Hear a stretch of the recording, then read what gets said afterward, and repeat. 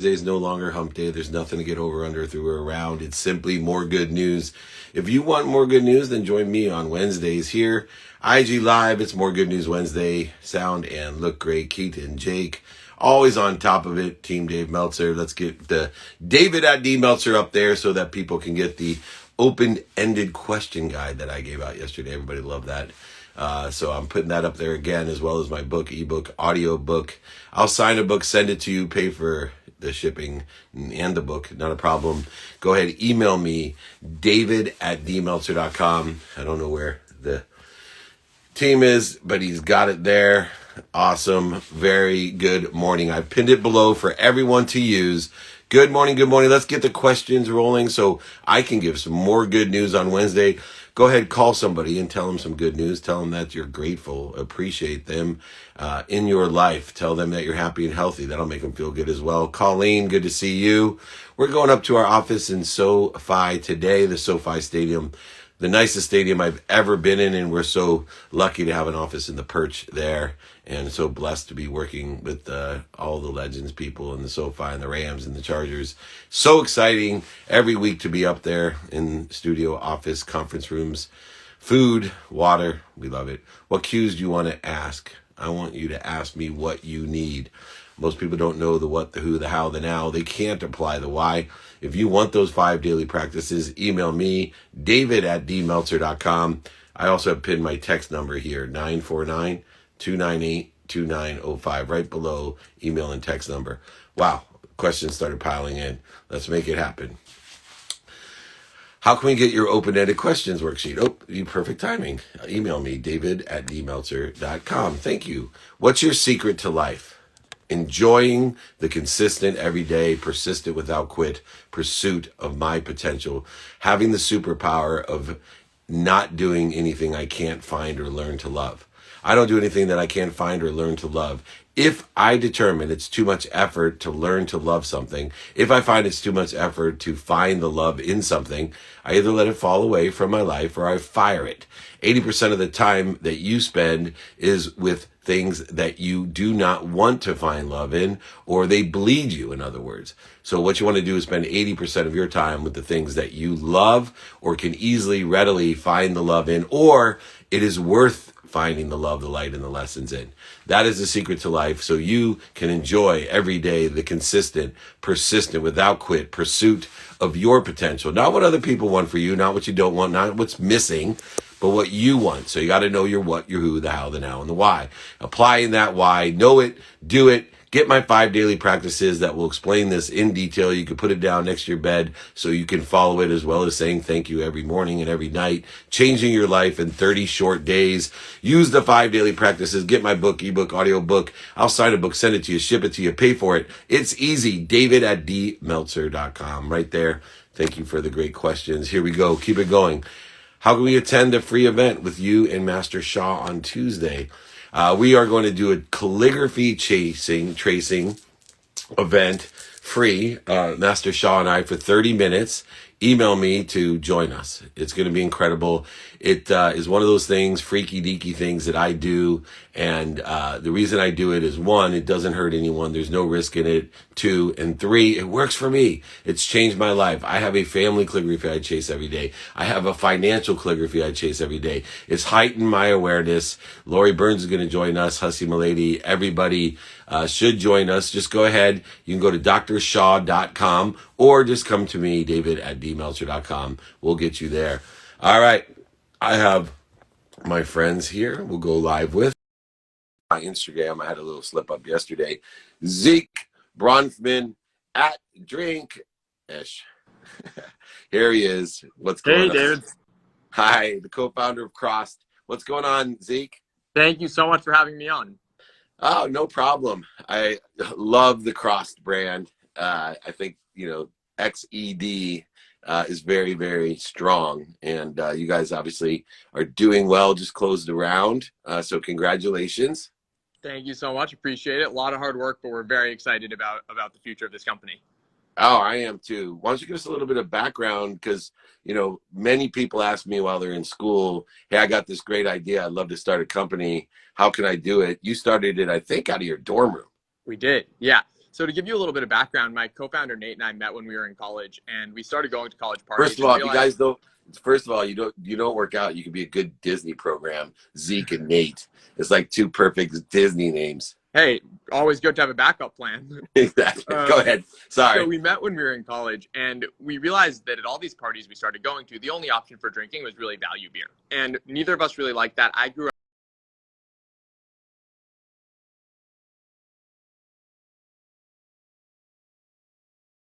these, delicious cocktails in my dorm room as an alternatives to beer. He couldn't have any of them because they had so much sugar, so many calories, so many carbs. And so the two of us went out onto the market looking for alternatives that combined that full, authentic, robust flavor profile that I was searching for with that better for you, zero sugar, all natural ingredient profile that Nate demanded. And so when we realized that nothing on the market checked both of these boxes, we actually went out to our local stores, we went on Amazon, and we started mixing in our dorm room to create that perfect product that checked both of our boxes. And we never even thought about starting a business until we realized that everyone around us was gravitating towards these. We started making, 50, 60 of them each weekend for all of our friends, and started to dive into the market research. And that was when we realized there was a real business opportunity there. And, sugar is a very difficult thing when you mix it with alcohol. On the safety side as well, not just the health side, is a lot of people didn't realize, why, they were getting sick or why they were getting so inebriated. Sugar has a lot to do with that as well. Now you have 4 different flavors, gin and tonic, mojito, the Moscow Mule, and the Paloma. Which one was the first and what's your favorite? So we started with a gin and tonic, and that will always have a special place in my heart. That was the drink I grew up drinking with my grandfather, and always really had amazing memories of that. He was a huge influence in my life. And so that was what I was drinking on our college campus when I never knew that a gin and tonic had 400 calories, 30 grams of sugar, and 30 carbs in it. And I would say to Nate, who's my co-founder and type 1 diabetic, he was also an athlete in college, no, this is a great alternative for you. You can have these gin and tonics. And he would say that it would absolutely ruin his numbers. His whole night and the next morning would be then completely thrown off. And so we started looking at how to cut out the sugar, how to cut out the carbs, how to cut out the calories with keeping that authentic flavor profile. And that was what we started with. It was always my favorite drink, but I have to say the tequila Paloma really grew on me, and that's become my new favorite. Oh, very cool. Now, you keep on talking about growing up drinking with your grandfather. What age did you start drinking at? So I didn't actually start drinking until I became of legal drinking age, 21, but I was lucky enough to share a sip here and there with my grandfathers growing up. So really throughout my whole childhood, I think the first time I remember I was probably 8 or 9 years old and asked my grandfather what he was drinking, and he kind of just said, here, have a sip. And I didn't like it at all, but it's kind of one of those things that you grow up and you pretend that. Yeah, I got a sip of Manischewitz, and it just didn't have the same effect on me.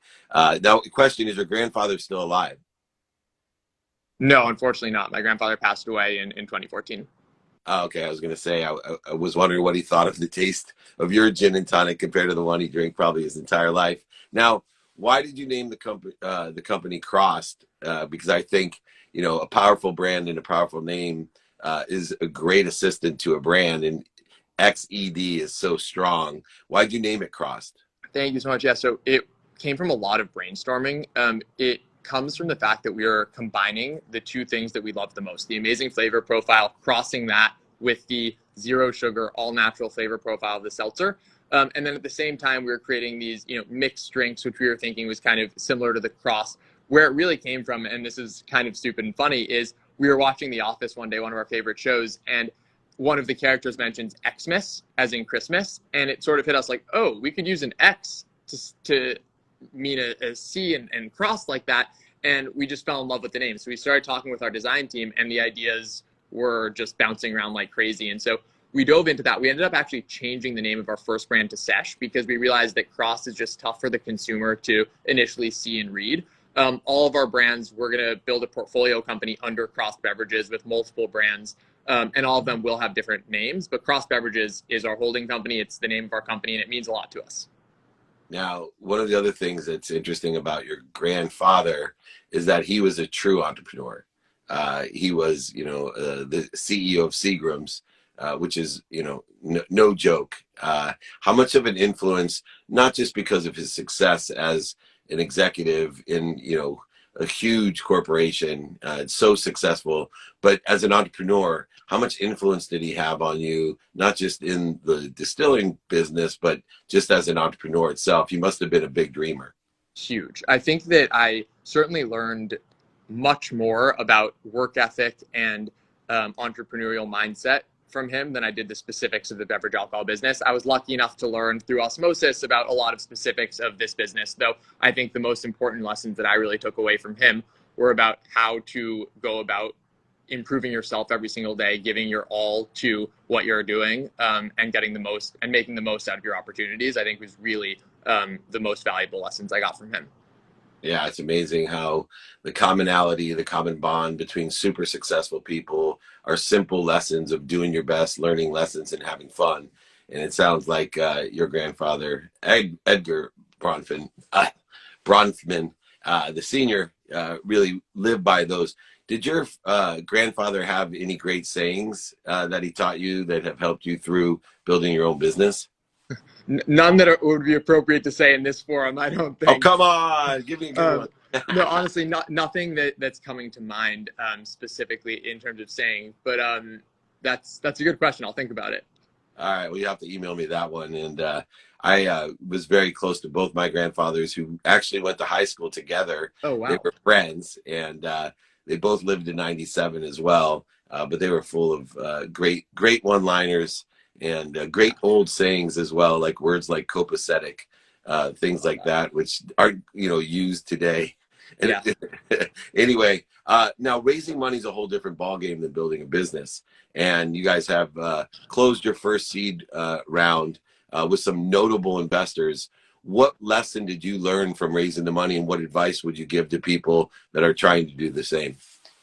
Yeah, I think the first thing that we learned was before we even thought about going out and raising money, we got the business to a point where we had a path forward, and we were raising money to actually fulfill orders rather than raising money to go out and build something from the very beginning. And so that meant a lot of bootstrapping. It meant a lot of hard work, and it meant a lot of kind of diving in with uncertainty, not knowing that we were going to be able to execute things on the back end. But we took those risks and got ourselves in a position where the only missing factor was, okay, we need to figure out how to fund this. And once we were at that point, we were able to go out to the people who we had been meeting with over the first 6 months, building every step of this, and say, okay, now we actually need to put together the funding for this. Do you have any recommendations? And I think the thing that really enabled us to go to the next level and raise that money was before we'd even launched the product, we had met with a number of distributors, and one of them had said that they loved the product so much they would put in an order on the spot, committed to taking up to 10,000 cases of sesh. And so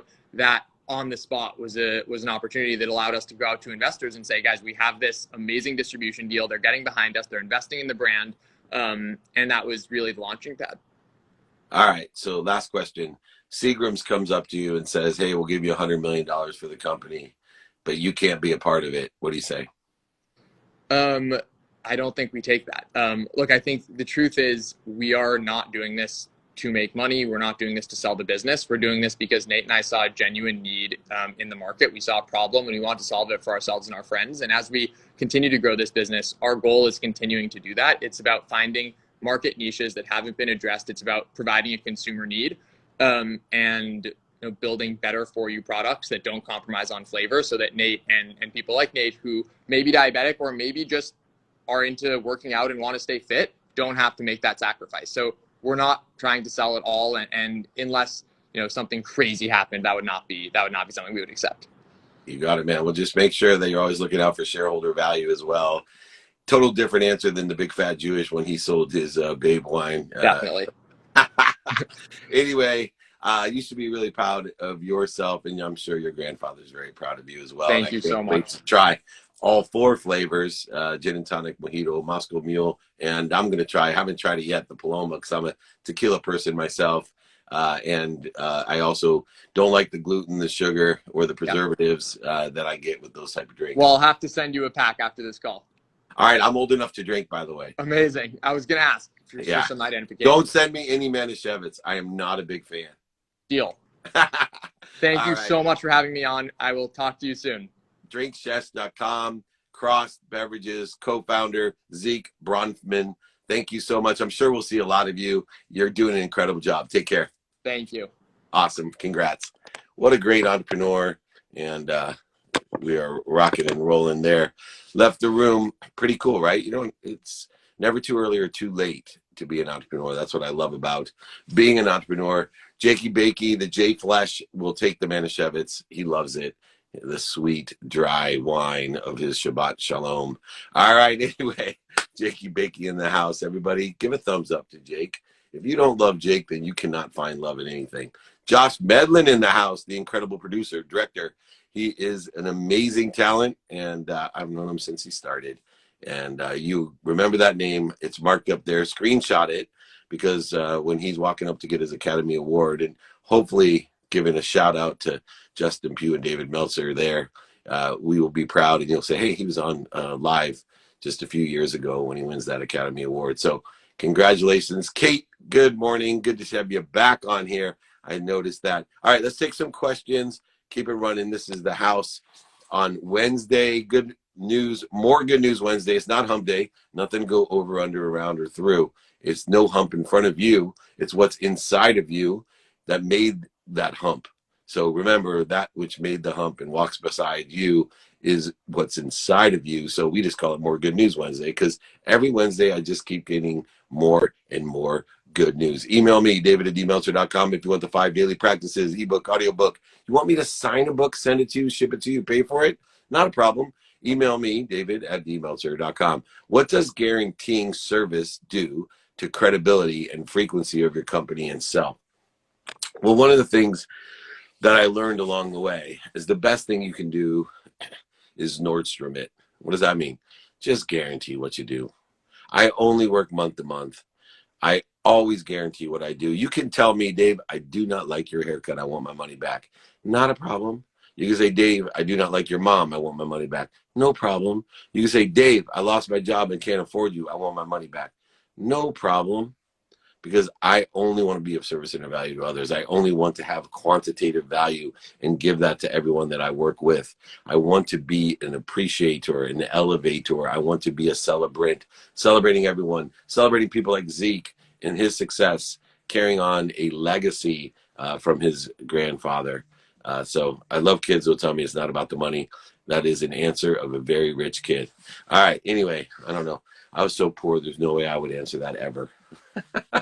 I'd be like, if the offer is right, my job is to what? Increase shareholder value. I'm all about making a lot of money to help a lot of people and have a lot of fun. You can't give what you don't have. You can't give what you don't have. Focus in on receiving. Focus in on what you do have. See what is interfering with what you do have, your happiness, your health, your wealth, and your worthiness. It's a shift in a paradox and a paradigm and perspective that will change your life. Create a flow. Expand and grow. I promise you. The real John is in the house. Lori Burns is always here with us as well. Let's keep the questions coming. Antoine, good to see you. What was your toughest obstacle to overcome in business when you first started? Oh, that's easy. My ego. I did not utilize the stop, drop, and roll, the 5 daily practices. My ego, I had a need to be right, a need to be offended, a need to be superior, inferior, and separate. I didn't need to worry, to be anxious, angry, and frustrated. I had a need to be separate and resent people. I had those needs, and they created more and more interference. When I was a beginning entrepreneur, my ego was not my amigo. It was terrible. I only created void, shortages, and obstacles that I could not fill. I created interference between me and what I already was, my health, my happiness, my wealth, and my worthiness. I was my biggest monster at the end of the book. If anyone wants to read Sesame Street's Monster at the end of the book, it has Grover on the front. It is the classic story of David Meltzer. It was a little green, cuddly, fuzzly Grover at the front of the book saying, do not turn the page. There's a monster at the end of this book. And he nailed up the page and you turned it and everything was broken. He said, what are you doing? I told you there's a monster at the end of the book. And then he bricks it up and he turns it again. The bricks it up. What are you doing? Right? Again and again, trying to stop you from turning the page, but you keep turning the page. And at the very last page, what's at the last page? Just Grover. Lovable, cuddly Grover. You are the monster at the end of your book. So very easy Once you realize you don't know what you don't know and live in radical humility, live with the law of gravity, Goya, and attraction, you will find you are the monster at the end of the book, and your ego is not your amigo. It's creating those void shortages and obstacles. It's creating the interference. Allow things to happen with those three laws in alignment. Effectuate what you want, who can help you and who you can help, how you're going to get there. And then you can prioritize your now by applying your why. If you want those 5 daily practices, david@dmeltzer.com. david@dmeltzer.com. I will send you my book, ebook, audiobook. I'll sign a book, send it to you, pay for shipping. Not a problem. How do you handle relatives or friends that make backhanded compliments when you are pursuing what you want? Well, first of all, you don't care what other people want for you. As long as you know your what and who can help you and who you can help, how are you going to get it done? By utilizing the mathematical equation of luck. What you pay attention to, what you give attention to equal the coincidences, and prioritize it correctly using the spectrum of who feeds you and who bleeds you. When you do that, back-ended, front-ended compliments, insults, and attacks are non-events. This is More Good News Wednesday. All we're doing is focusing in on more good news in the enjoyment of the consistent, everyday, persistent, without quit pursuit of your potential. You can do it. Create, expand, and grow. Utilize compound interest in your favor by being consistent every day. Do not create resistance, voids, and shortages by worrying about what other people want for you. Worrying is a wasted emotion. Worrying is wishing for what you don't want. Let's get aligned, synergistic, and supplementary to what we want, who can help us, who we can help, how to get it done, prioritizing what we need to do now, and applying our why. That's what I'm talking about. Let's keep the questions rolling. It's More Good News Wednesday. We're here every Wednesday. All right. How do you balance client work, activity you get paid for? Thank you. And personal work, activity you don't get paid for? Well, first of all, personal work could be activity you get paid for as well. So that brings you life and refreshes your creativity and mentally. So first of all, you got to find the light, the love, and creativity in everything, personal and professional. You need to be able to utilize the great chain of feeding. Don't live in a scarce world. Live in an abundant world where there's more than enough of everything for everyone, where you take accountability for finding the light, the love, and the lessons. Also, give a minimum amount of time, lower the bar for the non-negotiables in your life. First of all, the best piece of advice that I can give everyone is to take care of yourself. If you don't take care of yourself, you cannot take care of others. So put your health first. Have a minimum amount of time every day. I have a minimum of 1 hour a day that I spend on my health. It's a non-negotiable. It's before I even take care of my family, which is my second non-negotiable. So I have a minimum of 30 minutes a day with my wife, minimum of 30 minutes a day with my 11-year-old, minimum of 2 minutes a day with each of my daughters. I asked for 5, they gave me 2. Minimum of 1 minute a day with my mom to remind her, recollect, and remember 4 things. I'm happy, I'm healthy, I love her and appreciate her. When we start lowering the bar, putting these minimums in place to enjoy the consistent, everyday, persistent pursuit of our potential, blending in personal and professionality by finding the light, the love, and the lessons, by utilizing the what, the who, the how, the now, and applying our why, by knowing the spectrum of bleeding so that we don't spend 80% of our time, energy, emotion, and money on things that bleed us, but instead on things that feed us. Cognitively telling ourselves that if somebody bleeds us, we'll let them fall away. If they bleed us further, we will fire them from our lives. We don't allow the negative energy to get that scarcity involved in our lives. We live in abundance. We live in abundance, my friend. Abundance is my policy. All righty. Tips for anxiety about moving out soon. Stop, drop, and roll. Anxiety is an ego-based consciousness that creates interference between you and the truth. If you're moving out soon, think about and stare and put your perspective in all the great things that are going to happen, the growth. Remember, pain is an indicator you got a better place to be. It's a propeller. It's propelling you to something better. Struggles, mistakes, failures, all those things are blessings. People who attack you are blessings. They're protecting you. People who attack you are they're protecting you. Because why? Because only people that are in their like mind are going to listen, and other people that are in your like mind are going to resist them and bring energy to you. So bless all those people that attack you. Thank you, thank you, thank you. I pray for your happiness, and thank you for attacking me, because you are protecting me from the other attackers and bringing more energy to the people who love me, like Christina Madrigal there, and Lori Burns there, and Nick Glazer.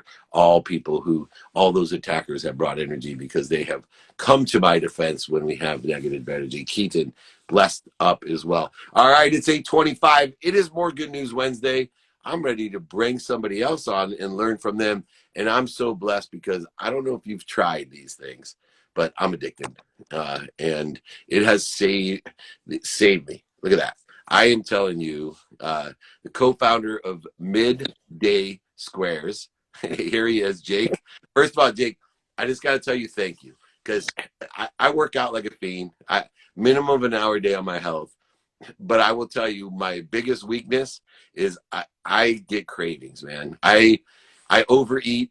I think it stems from being, 5 boys and a girl and poor. My mom would take like a big bowl and put 2 large French fries because that's all we could afford. So I learned to eat fast. I have a scarcity when it comes to food, the ego of the need to feed. That's deep inside of me. And so I have been looking everywhere for 2 o'clock. It's too far from dinner for me. It's too removed from lunch because I wake up at 4, right? I am absolutely starving sometimes, or at night at 8 o'clock at another time. And I don't know who gave me one, but I had a Midday Square, and it was like heaven on this little square. Stopped all of my cravings, and then I started looking into it. Super healthy. Actually has a lot of fiber as well. So like, it wasn't like matzo where it's gonna clog you up like a cement brick. Anyway, I'm a big fan. I'm so glad that you joined us. For you, how did you develop the Midday Squares? And, am I your typical customer? Is there other people for other needs? So I'm happy to be on here. I'm fired up, Dave. Big fan. So the product came about where it was basically my sister and my brother-in-law are my partners, and my sister wanted to make my brother-in-law, her husband, a chocolate snack for the afternoon. Basically, an alternative to the chocolate he was eating because he was eating all the junky chocolate. And she's a foodie at heart, and she ended up bringing up all these superfood ingredients, created the snack, and wanted to dominate the afternoon snacking space, but be an indulgent for chocolate, but yet have the functions of a protein bar, but not be associated with protein bars. And when we launched in August 2018, 3 years ago today, actually, like literally today, it's been a crazy journey. We built our own chocolate factory. We've scaled it up. We're in about 1,800 doors. Team of 56, growing strong. And the cool part about it is our customer base is really spread wide. Typically, it's a mom that's like 30 to 55, 60 years old, I would say. But we're starting to see a lot more males come in, which is really exciting. And a lot more different types of people that want to have this as an indulgent in the afternoon that carries them over to dinner time. And so we're seeing a really big, vast in chocolate. Chocolate's, $165 billion market every year. So, yeah. Yeah, you guys have sold over 5 million chocolate bars. That's pretty incredible. And happy anniversary, by the way. Now, I see you, and I was thinking as you were talking, as this modern day Willy Wonka. And, you've learned a lot of lessons along the way. I'm sure when this was developed, this was probably beyond your imagination even to sell 5 million bars and to create such a huge success. I think that comes out to about 90,000 bars a day, by the way, if that means anything to people out there. But, you really understand living in the learning zone. A lot of people with that type of growth would get outside into the anxiety zone. It seems as if you have a great peace or centered vision for yourself and stay in the learning zone. What are some of the capabilities or techniques that you use to stay in the learning zone, not get out into the anxiety zone, and especially don't just sit in the comfort zone? Yeah, dude, first of all, my motto is get comfortable with being uncomfortable. That's the first thing. When I started this business, Danica Patrick is also, that's her motto, by the way. Is it? Yeah. Love that. I love that. Yeah, no, I saw it somewhere and then it really resonated with me. So that's a big one. But I invested in business therapy. So my partners and I, day one, decided that even if we don't have the money, we're going to invest in a business therapist that specializes in partnerships because we're family, right? So it's my sister and my brother-in-law, they're married. And that coach we see once a week for 2 hours. And it's the best investment we've made. It allows us to understand communication, drop ego, be empathetic towards certain things and understand what personal growth is. I think, when I first started, I had an ego up to here. I was like coming off college, partying, like in the fraternity life, all that stuff. And, I just didn't care about anything. I cared about myself. And I think, you start to learn when you start to open your mind to want to learn. And I've worked hard on that personal growth for the last 3 years, and I've changed my entire outlook on life. And I think everyone should be open-minded to therapy, in my opinion. Just that's my experience. We see it twice a week, and we have our team that wants to see our business therapist. It's on retainer. So he's a specialized coach in partnerships and communication. So they go when they are feeling quite down, and it's like almost a savior of our business. And it's also applied to my personal life, my relationships with my friends, my family, my expectations. And I think without that, I wouldn't be here. The business wouldn't be where it is today. We would have fought with each other, being my sister and I go have a huge past of just, bickering at each other. And, when you're partners, obviously with, finances, money involved and different things involved, your relationship starts to change. And what we promised ourselves since day one of the business was, how can we keep this partnership the same? And meaning what I mean by that is being the same sister brother that we are, but yet have another relationship as partners as well, which is completely separate. And that was something that was hard to work on. Yeah, I'm very impressed. It took me years to realize that, I was helping so many people, sometimes as a therapist myself, a business therapist, although I didn't realize it, but I never had gotten therapy myself until recently. And, how much my childhood trauma has affected, through ego and other things, a lot of the decision-making relationships that I have, and has healed or cleared the interference, as I talk about so often. I'm really curious because, I have all these brothers and a sister, and I could imagine my sister figuring, she went to Columbia, got her MBA, extremely smart, but I can't imagine her asking me to be her business partner. Did your sister ask you to be a partner? And then when did the business therapist idea come up? So my sister and my brother-in-law asked me separately. They basically created the product with, they went to the McGill University to get it, the food science team to help them collaborate. Then they needed someone to build the brand noise community and be the third partner. And when they came to me, I said, hell no, I don't want to be in the chocolate space or the protein space. It's the most saturated space in the world. And I just said, I love both of you and I don't want to ruin our relationship. But they said to me at that moment, we're not asking you to be our partner because you're my brother-in-law or brother. We're asking because you're good at this skill set. We want you to do that. We won't touch upon your thing. You won't touch upon ours. We all have different pieces to the puzzle. Let's stay that way. So I said, okay, that's great. And that day, day one, August 18th, 2018, they said, the only way we do this, my brother-in-law said, the only way we do this is if we see a business therapist once a week. And I was like, hell no, I'm not doing that. I don't need to be part of, I don't need therapy. I was just like, I don't need therapy. I'm killing it, And I sat through the first session. I took bullets, constructive criticism. But like when it comes from family, I don't know, it feels like it hurts sometimes it hurts the ego a little bit, because there's deep shots. And I said to myself, I'm never going to a session like that ever again because I can't handle that. And I ended up committing to the next week. And then I became the strongest advocate for it because I realized that there's no price to it. There's no price to the value learned from personal growth. Like I'm sure you've been through so much, David. You know it. You've been through the hell and back and etc. And to learn all that stuff, it takes going through it, or it takes just like, you can't buy it. You just can't buy it. So that was a big thing for me to realize. When I realized that, now I'm a strong advocate for anyone in business or just personal life that needs it. I'm 100% in agreement with you, and anyone that you can't find outside of you what you can't find in, and the fact that you're working with your brother-in-law and your sister and with such success and happiness, and your employees the same, kudos to you, especially at your age. Last question real quick. You and I share a nickname that I think I take as a huge compliment, but people call me a rainmaker all the time. They call you the rainmaker. What does that mean to you? And does it fit? Dude, I think it's the most important position that's going to start coming up, not just in like the legal world and other places like the finance world.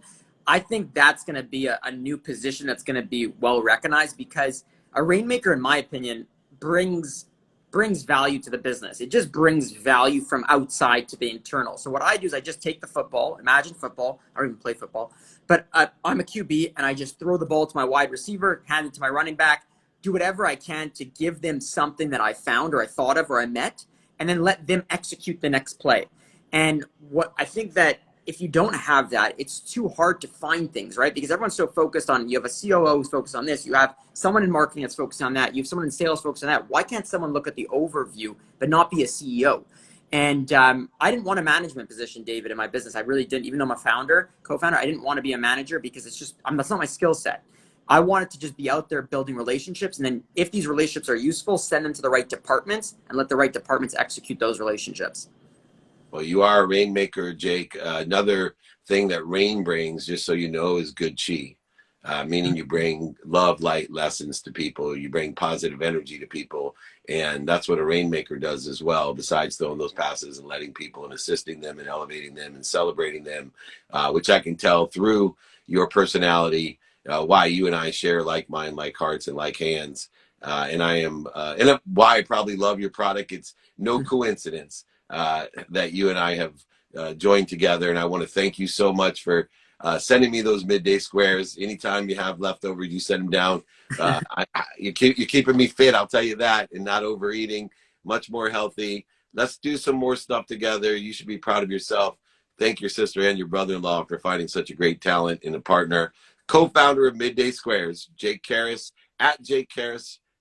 Anywhere else, middaysquares.com. Anywhere else you want people to reach out to you? Yeah, Midday Squares or Jay Carls on LinkedIn or Instagram. Hit me up. Super down. Thanks, David, for giving me a chance to chat with you. Big fan, and I'm gonna keep watching you, man. You please do keep supporting me. Follow me, Jake Carls. Mispronounced that. I'm getting old, my friend. I got a lot of names. I almost blew. Rainmaker. The Rainmaker. Take care. Follow David. Take care, brother. You got it. Take care. Thanks, Jake. That's awesome. I might be a rainmaker, but I'm becoming the name butcher. Oh my God. Jake Carls. My eyes are bad. Jake Carls. I got a lot of names, a lot of things going on between IG Live, Office Hours, the podcast, the playbook, Sports Entertainment Playbook, Entrepreneur the Playbook, all of them. But the one thing that we do is elevate others to elevate ourselves, empowering others to empower others to be happy, to make a lot of money, help a lot of people, have a lot of fun. We are More Good News Wednesday, and my two friends, Zeke and Jake, brought it. Where do you see the future of e-commerce going? Oh, my goodness. It's just going to expand. Everything will have an e-commerce component to it. So that's all I have to say. Every single deal will have an e-commerce component internally or externally to it. We got to jump. We're going up to SoFi to our new studio office conference room there at SoFi Stadium, the greatest stadium ever built by Mr. Kroenke, legacy managed. Rams, Chargers, thank you so much for allowing us to be a part of the offices in the Perch. We are blessed to be there. Come by, stop by. Join us at SoFi. Come on, fly in. It's close to LAX.